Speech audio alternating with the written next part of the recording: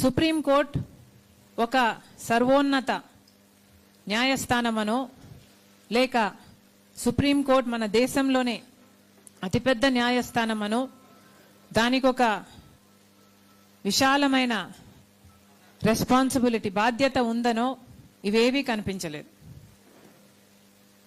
చాలా ఎక్స్ప్లిసిట్గా చాలా తొందరపడుతూ కాన్స్టిట్యూషన్లో ఉన్న ఒక అంశాన్ని పట్టుకొని దాన్ని అప్లై చేసి ఆ కేసు ఇద్దరు బెంచులు కేవలం ఇద్దరే ఉన్నారు ఆ బెంచ్లో ఆ ఇద్దరి చేత దాన్ని ఎస్సీలకు వ్యతిరేకంగా తీర్పు ఇవ్వడం చూసాం. కానీ సుప్రీంకోర్టు ఉట్టి తీర్పు ఇవ్వడానికే లేదు, చిన్న కోర్టులు కూడా తీర్పిస్తాయి. ఏ కోర్టు అయినా ఇవ్వచ్చు, మార్చి ఇవ్వచ్చు. కానీ supreme court even more bigger responsibility is in interpreting the constitution. Constitution స్పిరిట్ని కరెక్ట్గా ఇంటర్ప్రెట్ చేయడం కూడా సుప్రీంకోర్టు బాధ్యత. అంతేకాదు కాన్స్టిట్యూషన్ గార్డియన్గా కూడా సుప్రీంకోర్టు ఉండాలి, ఇది కూడా సుప్రీంకోర్టు బాధ్యత. కానీ ఇవేవీ కనిపించలేదు. కేవలం హడావిడిగా ఇది ఒక కొలికి రావాలి అన్నట్టు కేవలం ఇద్దరు బెంచ్తో, అందుకే కాంగ్రెస్ పార్టీ జాతీయ స్థాయిలో దీన్ని ఖండించడం జరిగింది. ఇదేమిటిది, ఇద్దరి బెంచ్తో మాత్రమే ఇంత ముఖ్యమైన తీర్పు ఇలా ఇచ్చారు, ఇలా కాకుండా 7 మందితోనో 9 మందితోనో పెద్ద బెంచ్తో ఇది డిబేట్ చేసునుంటే రాజ్యాంగం ఏం చెప్తుంది అన్న ఇంటర్ప్రిటేషన్, ఫైనల్ ఇంటర్ప్రిటేషన్ డిబేట్ జరుగును. కాన్స్టిట్యూషన్ గార్డియన్స్గా కూడా వాళ్ళు వ్యవహరించాలి అన్న విషయాన్ని మర్చిపోయి చేసినట్టుగా కనిపిస్తుంది. ఎందుకంటే కాన్స్టిట్యూషన్ స్పిరిట్ని ప్రొటెక్ట్ చేసినట్టుగా ఇది కనిపించటం లేదు, ఇంటర్ప్రిటేషన్ జరిగినట్టుగా కనిపించటం లేదు. అదేవిధంగా కాన్స్టిట్యూషన్ గార్డియన్స్గా అంటే ఫండమెంటల్ రైట్స్ని కూడా వీళ్ళు గార్డ్ చేశారు, వీళ్ళు గార్డియన్స్గా ఉన్నారు అన్న భావము ఎక్కడా కనిపించలేదు. ఎందుకంటే article 14 is saying equality, article 15 is saying prohibition of discrimination, article 25 is saying right to religion. But ఇవేవి పరిగణలోకి తీసుకోకుండా చేయటం జరిగింది. క్లియర్లీ మనందరికీ తెలిసిన విషయం, దెర్ ఈస్ అ కాన్స్టిట్యూషన్లోనే there is a clear conflict between article 341 schedule caste and article 14, 15 and 25. ఒకే రాజ్యాంగంలో ఒకే కాన్స్టిట్యూషన్లో ఇలా కాన్ఫ్లిక్టింగ్ ఐడియాస్ ఉండడం వల్లనే ఇది, అందుకే సుప్రీంకోర్టు ఒక క్లాస్ని అప్హోల్డ్ చేసింది, ఒక క్లాస్ని అప్లై చేసింది, మిగతా కాన్స్టిట్యూషన్లో ఉన్న ఫండమెంటల్ రైట్స్తో సహా అన్ని తుంగలో తొక్కడం జరిగింది. కాబట్టే దీని మీద డిబేట్ జరగాలి, కాన్స్టిట్యూషన్లో కాన్ఫ్లిక్ట్ లేకుండా అన్ని ఏ క్లాసులు అయితే ఉన్నాయో, ఏ ఆర్టికల్స్ ఉన్నాయో అన్నీ కూడా కాన్స్టిట్యూషన్ స్పిరిట్ని అప్హోల్డ్ చేసేటట్టు ఉండాలి తప్పితే ఇలా భావితరాలకు కన్ఫ్యూజ్ చేసేటట్టుగా, కాన్ఫ్లిక్ట్ చేసేటట్టుగా ఉండకూడదు. దానికి చర్యలు తీసుకోవాల్సిన అవసరం ఉంది. ప్రభుత్వము, పార్లమెంటు, సుప్రీంకోర్టు ఇలాంటివి అన్నీ కూడా ఇది అరికట్టే ప్రయత్నం చేయాలి. ఎందుకంటే ఇందాక అన్నలు చెప్పినట్టుగా నిజం, పుట్టుకతో వస్తుంది కులం, చచ్చిపోయినా కూడా పోదు. ఇది ఒక సామాజిక వ్యాధి, ఇది ఒక చేదు నిజం. వివక్ష అన్నది ఒక వాస్తవం. ఎవరు అవునన్నా కాదన్నా ఇందాక అన్న చెప్పినట్టుగా ఎక్కడా రాసిబడి లేదు, కానీ ఇది వాస్తవం. కుల వివక్ష అన్నది ఉన్నది. ఇది ఎంత అన్యాయం అంటే, ఈరోజు ఒక దళితుడు క్రిస్టియన్గా మారితే ఆయన ఆర్థిక స్థితి మారటం లేదు. ఒక దళితుడు క్రిస్టియన్గా మారితే ఆయన సామాజిక స్థితి మారటం లేదు. ఒక దళితుడు క్రిస్టియన్గా మారితే ఆయన మీద జరిగే అవమానాలు తగ్గటం లేదు.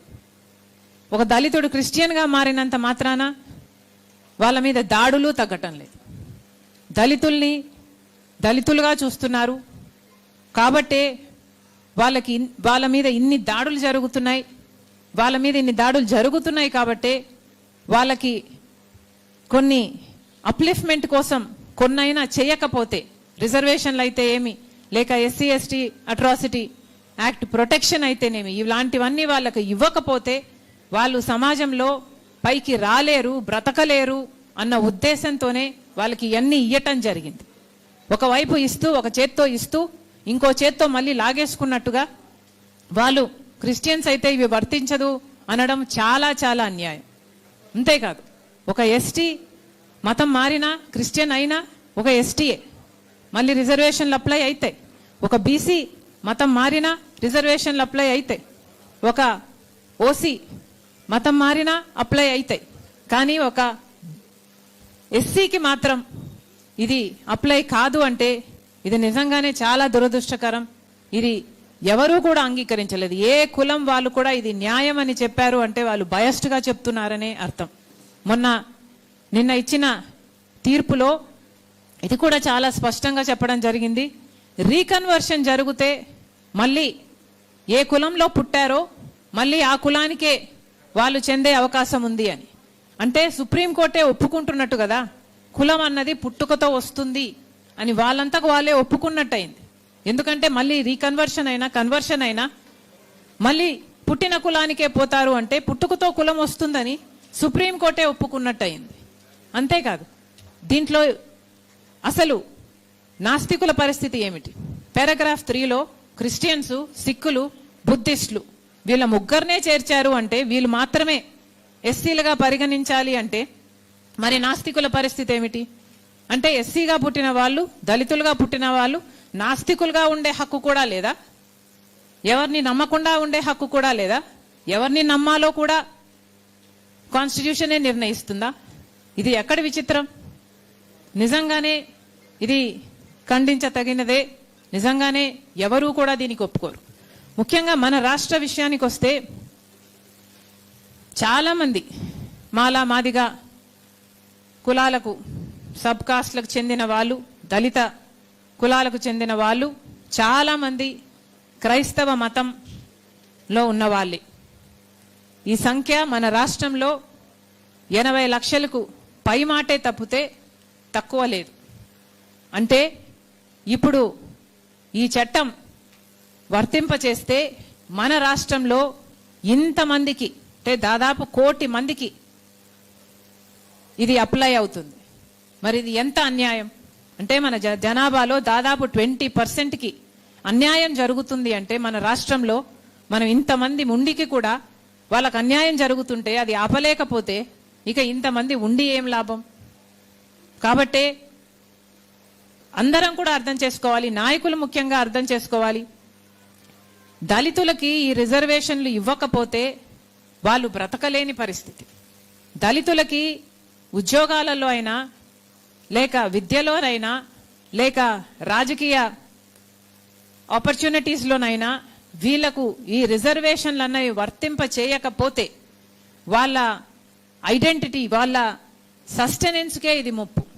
అంతేకాదు, ఇంకా ముఖ్యం ఏమిటంటే వాళ్ళ లైఫ్కు కూడా ఒక అష్యూరెన్స్ ఉండాలి. అంటే ఎస్సీ ఎస్టీ అట్రాసిటీ యాక్ట్ వాళ్ళకు వర్తింప చేస్తేనే వాళ్ళ లైఫ్కు కూడా ఒక సెక్యూరిటీ ఉంటుంది.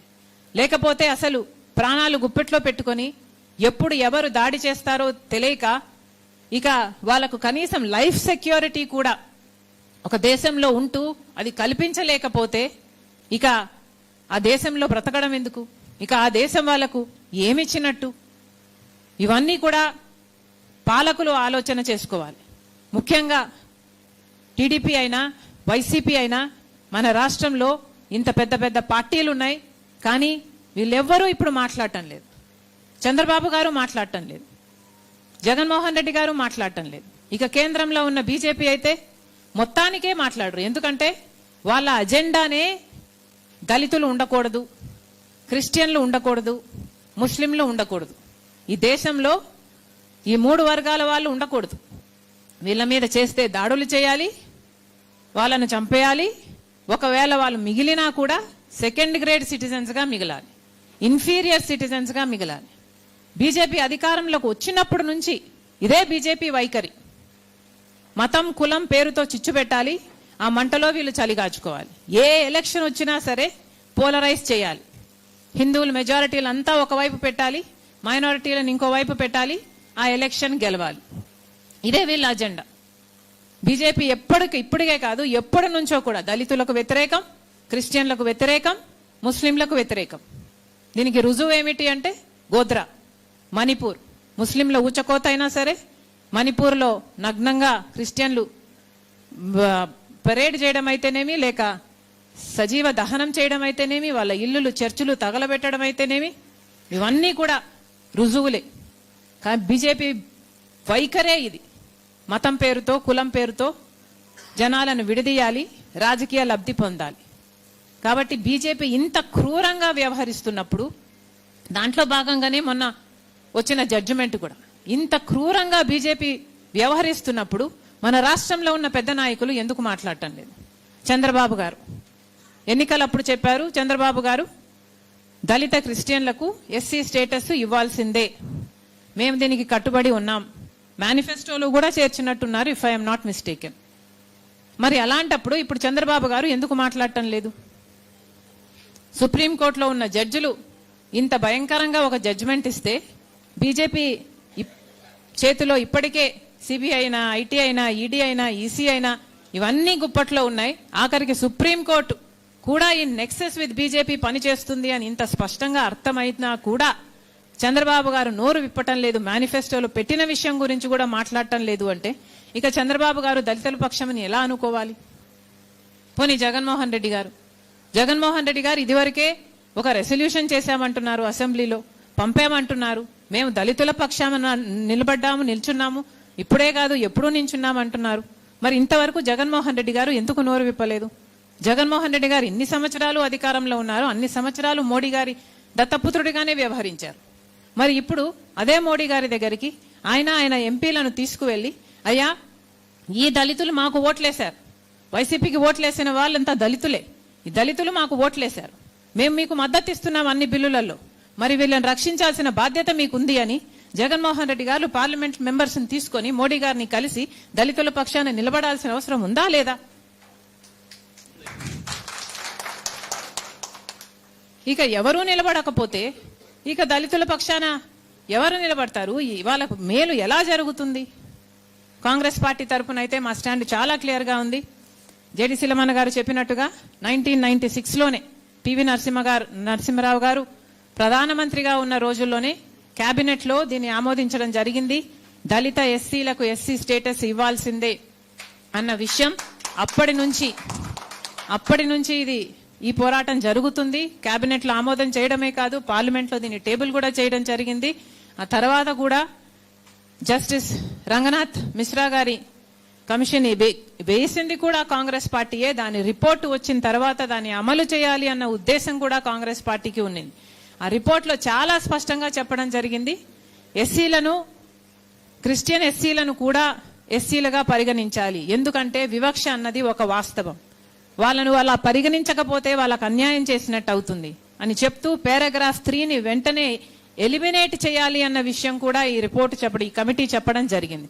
అంతేకాదు కులానికి మతానికి లింక్ లేదు కాబట్టి దీన్ని ఎస్సీ కులం నుంచి మతం అన్న దాన్ని టోటల్ గా డీలింక్ చేయాలి అన్న విషయం కూడా రంగనాథన్ కమిటీ చాలా స్పష్టంగా జరిగింది. ఆ తర్వాత 2009లో రాజశేఖర రెడ్డి గారు ముఖ్యమంత్రిగా ఉండగా అసెంబ్లీలో తీర్మానం చేసి అది కూడా కేంద్రానికి పంపించడం జరిగింది. నాకు ఆ రోజుల్లో చాలా బాగా గుర్తు, నానైతే చాలా సార్లు చెప్పడం కూడా జరిగింది, దళితులకు ఇది చాలా అవసరం, దళిత క్రిస్టియన్స్ కు మనం ఇది చేయాల్సిన అవసరం ఉంది.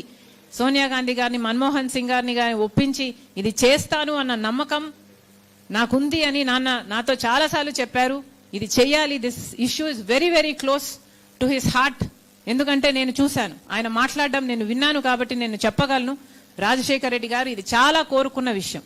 ఆయన బిడ్డగా, రాజశేఖర రెడ్డి గారి బిడ్డగా ఈరోజు మాటిస్తున్నాం, దళితుల పక్షాన రాజశేఖర రెడ్డి గారు ఎలాగైతే బాధ్యతగా ఫీల్ అయ్యి పోరాటం చేయాలనుకున్నారో రాజశేఖర రెడ్డి గారి బిడ్డగా నేను కూడా ఇది మోయడం మా బాధ్యత. Congress party will take it up. ఇది నిజంగా చేయాల్సిన అంశమే.